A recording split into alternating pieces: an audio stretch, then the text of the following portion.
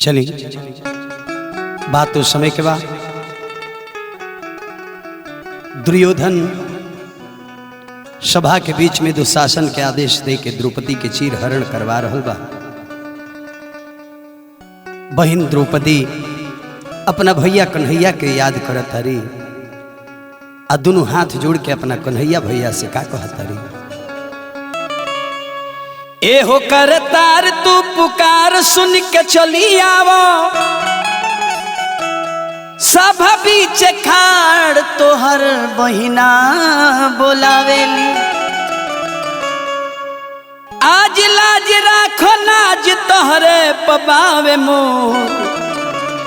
सगरो से हारी गिरधारी गोहरावेली, कन्हैया कन्हैया कन्हैया कन्हैया कन्हैया।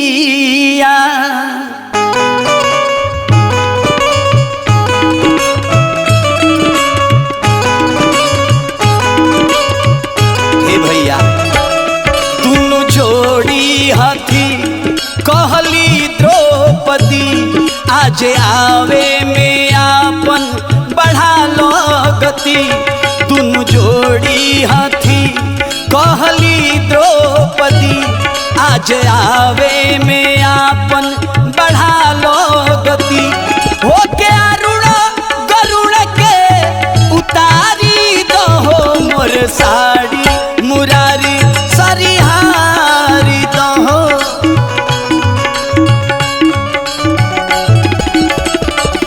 मोर साड़ी मुरारी सरिहारी दो,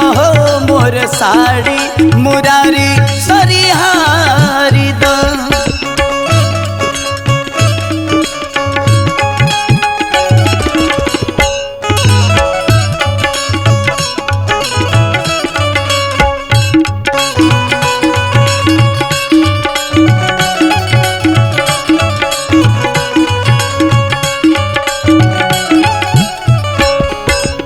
हे भैया कन्हैया ए जी के दशा का बा, शकुनी खेलौले बाड़े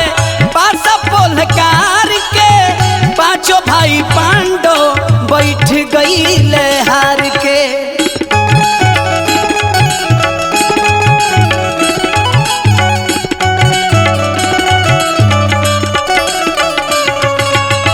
शकुनी खेलौले बाड़े पास पोलकार के, पांचों भाई पांडो बैठ गईले हार के, धन दौलत सारी बेटा बेटी नारी,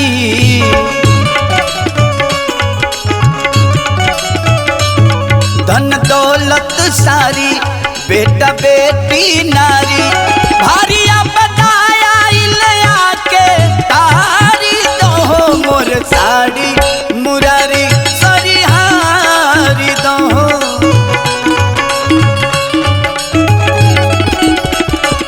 मोर साड़ी मुरारी सरिहारी दो।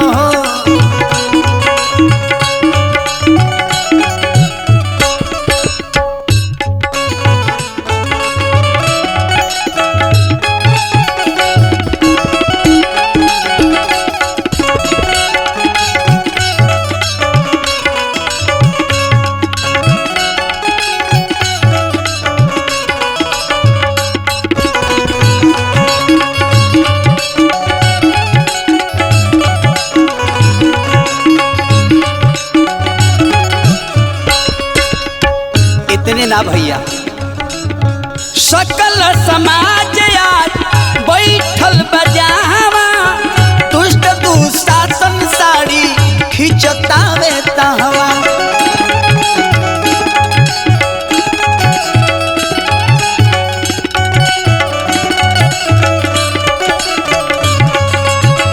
सकल समाज आज बैठल बजावा, दुष्ट दुशासन साड़ी खिंचतावे तहवा, दुर्योधन बेताल पीट जांघा पता,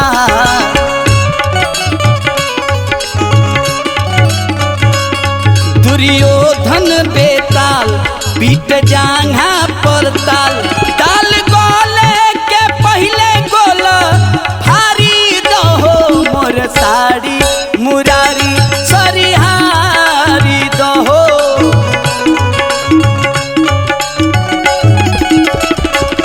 मोर साड़ी मुरारी सरिहारी दहो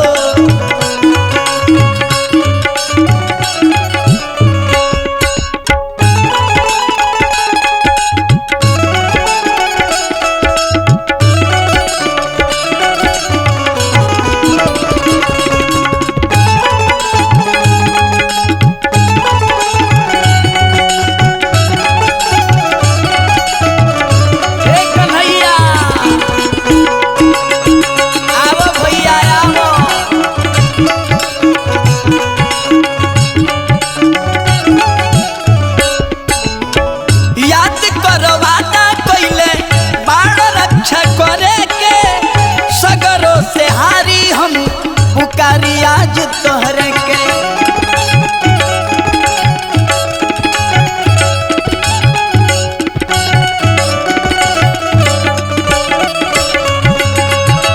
याद करवादा कइले बाड़ रक्षा करे के सगरो से हारी हम पुकारी आज तोहरे के कहे राजू बाबा लागल कुल में धावा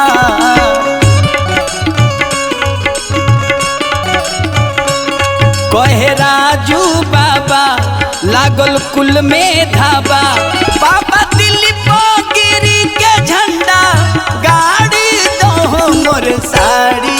मुरारी सरिहारी दहो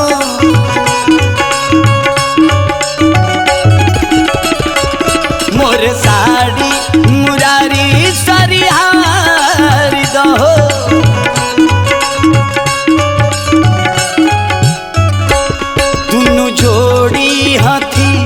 कहली द्रौपदी आज आवे में आपन बढ़ा लो गति होके अरुण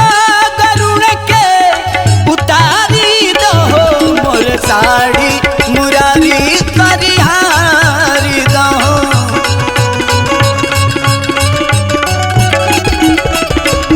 मोर साड़ी मुरारी सरिहारी दहो